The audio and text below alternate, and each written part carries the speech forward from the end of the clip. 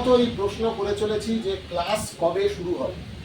তিনটে pin point প্রশ্ন: class কবে শুরু হবে, কলেজের ভর্তি প্রক্রিয়া কবে সম্পূর্ণ করা যাবে, এবং 3 নম্বর জয়েন্ট এন্ট্রান্সের ফলাফল কবে প্রকাশিত হবে। এই তিনটে প্রশ্ন নিয়ে আমরা বিকাশ ভবনে গিয়েছিলাম এবং সেখানে সবাই দেখেছে, সংবাদ মাধ্যমের মধ্যে দিয়েই মানুষ দেখেছে যে কিভাবে ছাত্রছাত্রীদের ওপর পুলিশ আক্রমণ করতে থাকে।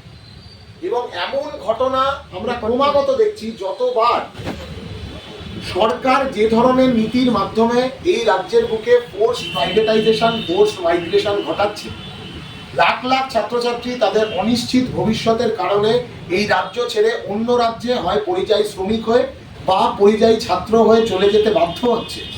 এবং সেই নীতিগুলোর বিরুদ্ধে দাঁড়িয়ে যতবার এসএফআই বা সরকারি দুর্নীতির বিরুদ্ধে, সেটা নিয়োগ দুর্নীতি হোক বা অন্য যে কোনো সেক্টরে সরকারের দুর্নীতি হোক, নানান মঞ্চ, নানান প্ল্যাটফর্ম তারা যতবার রাস্তায় নামছে, লড়াই করছে, চেতাবনী দেওয়ার চেষ্টা করছে সরকারকে, ততবার পুলিশ প্রশাসনকে ব্যবহার করা হচ্ছে অসভ্যের মতন।